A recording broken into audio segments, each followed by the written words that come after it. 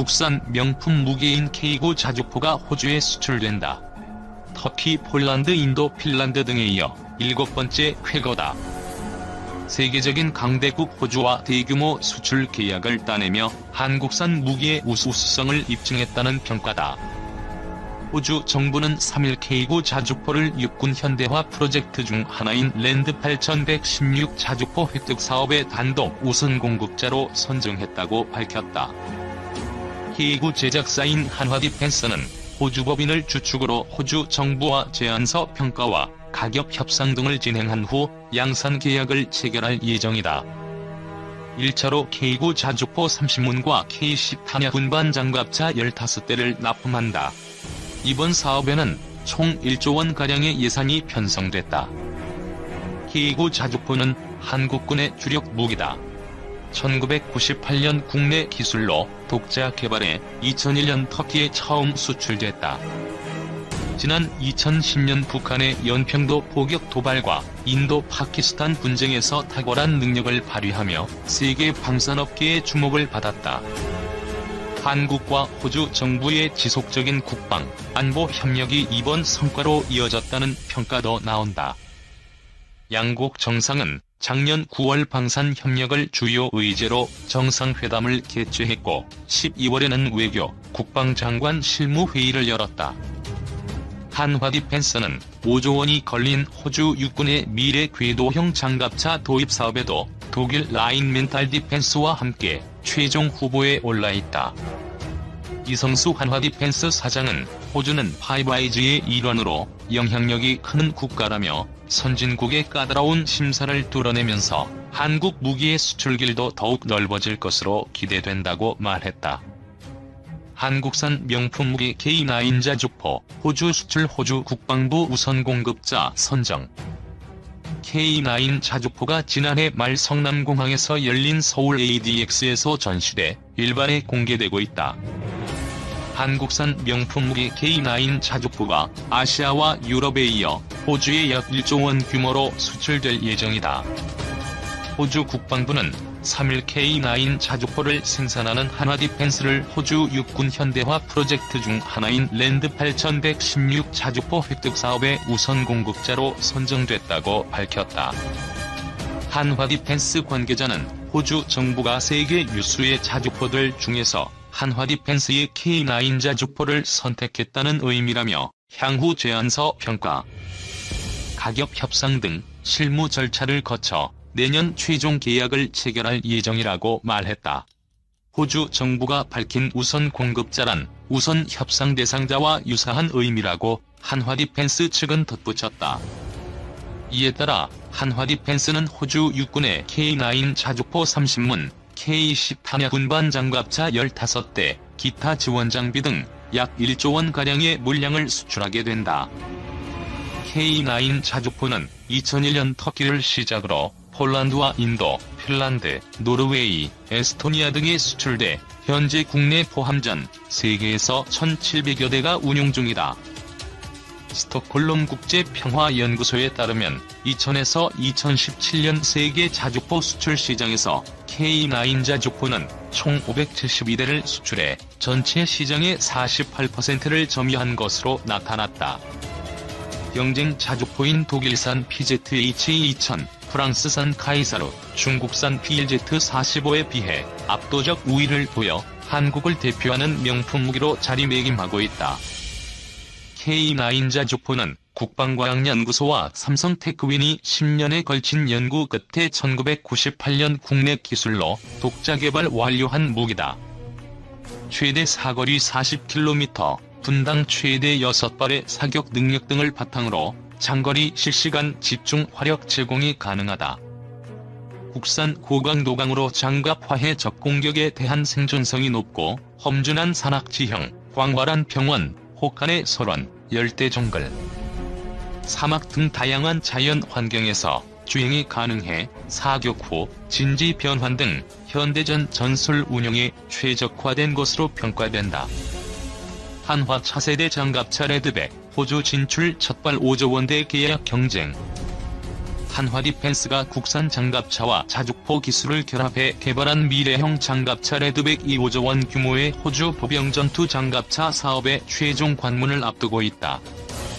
한화 디펜스는 지난 24일 출고한 보병전투 장갑차 레드백 시제품 2대가 호주 육군의 최종 시험 평가 단계인 RMA 이행을 위해 오는 28일 평택항에서 선적돼 호주 멜버른항으로 향한다고 26일 밝혔다. 이번 시제품 납품은 호주 육군의 궤도형 장갑차 도입 사업인 랜드 400 페이스 3을 따내려는 작업이다. 레드백은 이 사업의 최종 2개 후보 장비 중 하나로 선정돼 호주 방위사업청과 450억 원 규모의 RMA 계약을 체결했다. RMA 계약은 최종 우선 협상자 후보를 결정하기 위해 현지에서 각종 성능 시험 평가와 운용자 평가 등을 통해 후보 장비들에 대한 요구사항 충족 여부를 평가하기 위한 절차다. 레드백 장갑차는 한국군의 실전 배치돼 성능이 검증된 K-21 보병전투 장갑차 개발 기술의 K9 자주포의 파워팩 솔루션을 더해 방호력과 기동성을 강화한 궤도 장갑차다. 반능동식 유기압식 현수 장치를 도입해 차체 중량을 줄이면서도 특수 방호 설계로 지뢰와 총탄 공격에 대비한 방호 능력을 강화했다. 또 호주와 이스라엘 기술을 접목한 30mm 포탑과 대전차 미사일 등이 탑재됐다. 한화 디펜스 관계자는 이번 출정식은 특히 여파 속에서도 차량의 설계와 제작, 검증 등을 차질 없이 기한 내에 완료해 대한민국 최대 방산 수출 프로젝트의 대장정을 떠난다는 점에서 의미가 크다고 했다. 지난 24일 한화 디펜스 창원이 사업장에서 열린 출정식에는 이성수 대표이사를 비롯해 레드백 개발 참여 임직원들이 참석했다.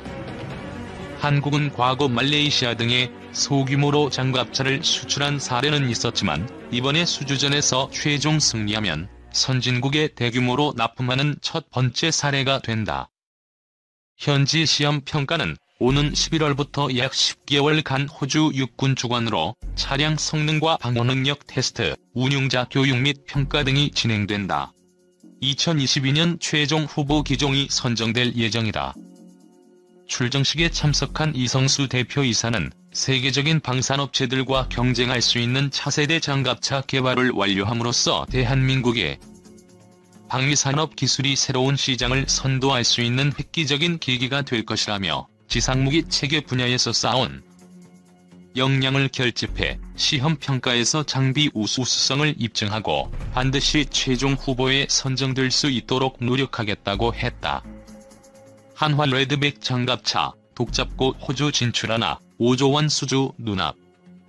치명적인 독을 가진 호주 독거미에서 이름을 따온 한국산 장갑차 레드백이 호주군의 주력 장갑차 선정 사업에 뛰어들어 최종 관문을 앞두고 있다. 사업 규모만 5조 원인 이번 사업을 수주하면 선진국의 주력 장갑차로 납품하는 첫 번째 사례로 기록된다.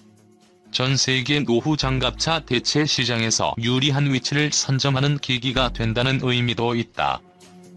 한화 디펜스는 보병전투 장갑차 레드백 시제품 2대가 호주 육군의 최종 시험 평가 단계인 RMA 이행을 위해 오는 28일 평택항에서 선적돼 호주 멜버른항으로 향한다고 26일 밝혔다. 이번 시제품 납품은 호주군이 차세대 궤도형 전투 장갑차 및 계열 차량 발종 등 400여 대를 도입하기 위해 추진 중인 랜드 400 페이스 3 사업을 따내려는 작업이다. 총 8에서 12조 원의 전체 사업비 중 장갑차 102개만 5조 원이 편성된 것으로 전해졌다. 한화 디펜스는 작년 9월 1차 관문에서 미국과 영국 등의 대형 방산 기업을 제치고 독일 라인 메탈 디펜스 예링스 장갑차와 함께 최종 2개 후보로 선정됐다. 최종 2개 업체는 내년 8월까지 시제품 3대를 각각 호주에 보내 해당 장비의 각종 성능 시험 평가뿐 아니라 운용사의 유지, 보수 수행 능력 등을 확인하기 위한 RMA 시험 평가를 받게 된다. 한화 디펜스의 경우 일단 2대를 이번에 보낸 뒤 시험평가 중간 결과를 바탕으로 1대를 추가로 납품한다. 오는 2022년 2분기께 호주가 최종 사업자를 선정하고 2023년부터 본격적인 공급 계약이 이루어지게 된다. 한국은 과거 말레이시아 등에 소규모로 장갑차를 수출한 사례는 있었지만 이번에 수주전에서 최종 승리하면 선진국에 대규모로 납품하는 첫 번째 사례가 된다. 자체 중량이 42톤에 달하는 레드백 장갑차는 기동성이 우수하고 지뢰와 총탄 공격에 대비한 특수 방호 설계로 방호력이 대폭 향상된 것이 특징이다. 호주에서 서식하며 세상에서 가장 강한 독을 가진 거미로 알려진 붉은 베가부 거미에서 이름을 따왔다. 뱀을 사냥할 정도로 강한 독을 품고 있는 거미로 알려져 있다. 호주 토종 독거미처럼 병력을 신속하고 안전하게 이동시켜 적에게 치명상을 줄 수 있는 독을 품고 있는 한국산 장갑차의 장점을 살린 명칭이다. 이스라엘 엘비스가 개발한 포탑을 일부 개조한 형태인 30mm 포탑과 대전차 미사일 등이 탑재돼 화력 성능도 강화됐다. 포탑은 호주 현지에서 탑재될 예정이다. 승무원 3명과 무장 보병 8명이 탑승할 수 있고 최고 속도는 65kph, 항속거리는 500km, 엔진은 1000마력을 자랑한다. 레드빅은 기동성을 높이고자 철제 궤도보다 중량을 50% 이상 줄일 수 있는 캐나다 장갑차, 고무궤도 개발업체인 수시사의 고무궤도를 장착했다. 통상 방호력 향상을 위해선 각종 방호판 등이 덧대어져 자체 중량이 늘어나 기동성이 떨어지는데 이를 막기 위해 착안한 신기술이다. 내구성 역시 최대 5000km로 철제 궤도보다 우수하다는 것이 한화디펜스 측 설명이다. 이스라엘의 아이언 피스트 능동방호 시스템을 적용했다. 능동방호 장치는 아군을 향해 발사된 적의 대전차 미사일을 탐지, 추적하고 대응 미사일을 발사해 적대전차 미사일을 무력화시키는 장비다. 탐지 및 외부 상황 인식을 위해 호주 포탑 제조회사인 EOS사의 원격 사격 통제 시스템을 적용하고 한화 시스템이 개발한 상황인식 카메라를 달았다. 레드백의 동력 장치로는 한국군에서 이미 검증된 K-21 보병 전투 장갑차 개발 기술과 K9 자주포의 파워팩 솔루션이 적용됐다. 과거 전차는 단거리 공격을 위한 무기로 주로 사용돼 장거리 이동 때 고장이 빈번했지만 파워팩 솔루션은 급박한 상황에서 고장이 나더라도 교체가 수월해 기동성 면에서도 우수하다는 게 한화디펜스 측 설명이다. 한화디펜스 관계자는 지난 23일 언론에 레드백을 사전 공개한 자리에서 호주군이 요구한 방호력 그 이상을 갖췄다고 자신한다며 경쟁사의 경우 아직 양산 단계를 거치지 않은 민수용 엔진 및 변속기가 적용됐기 때문에 신뢰성 측면에서도 앞서 있다고 본다고 자신감을 내비쳤다. 3조에서 4조 원에 이를 것으로 보인다. 하지만 이마저도 안보 비용을 지불할 수 없다면 이는 주권 국가이기를 포기하는 일이라는 게 예전과 다른 국민의 시각 차이다. 이와 같이 항모 보유의 이점은 또 수도권 인근의 공군기지 건설과도 맥락이 닿아있다. 수도권에 공군기지를 추가로 건설한다는 것은 거의 불가능에 가깝다는 점을 감안하면 공군기지 건설 대안으로도 항모 사업은 더 절실해 보인다. 건설 비용도 250만 평의 공군기지를 하나 건설하는데 무려 25조 원이 소요될 것이라는 관측이다. 항모 운용이 훨씬 이롭다는 것을 보여준다. 우리나라 2017년 기준 국방비는 356억 달러로 항모를 운영할 수 있을 정도의 경제력을 갖췄다는 평가이다. 사실상 경항공모함을 추진하는 일본이 460억 달러, 중형항모 한 척을 운영하는 프랑스가 486억 달러, 중형항모 두 척을 운영하는 영국은 507억 달러를 군사비로 지출하고 있다. 또한 항모 전단이 갖는 이점은 북한을 포함한 각국의 도발 억지력을 확보할 수 있고 분쟁 지역과 가까운 곳에서 즉각적인 출동이 가능하다는 큰 장점도 있다. 최근 한반도 정세는 시간이 갈수록 복잡해지는 양상을 보이고 있다. 중국과 러시아의 군용기가 사전 통보 없이 한국방 공식별 구역을 멋대로 진입해 군사 정보를 수집하고 있다. 이를 대비하기 위해서라도 주변국 관리로 항모는 필요하다는 것이다. 중국은 항공모함 6척을 도입할 계획이고 일본은 헬기 탑재형 호위함인 이즈모급 함선 2척을 2023년 경항모로 전환할 계획이다. 북한의 무력 시위 대응에 머물러서는 안 된다. 또 다시 굴욕적인 역사가 되풀이되는 일을 예당초 만들지 않으려면 해군력을 강화해야 하는 일은 자명해 보인다. 더군다나 미국을 동맹국으로 언제나 기대할 수 없다는 데 있다. 미국은 우선주의로 자국의 이익을 우선시하며 언제든 돌아설 수 있으며 지금의 미국의 행태를 보면 우리의 자주국방은 남의 일이 아니게 됐다. 또한 한반도는 삼면이 바다로 주변국들의 외침이 빈번한 강대국에 둘러싸여져 있기에 전략자산은 기본적으로 필수 안보의 바탕이 되어야 한다.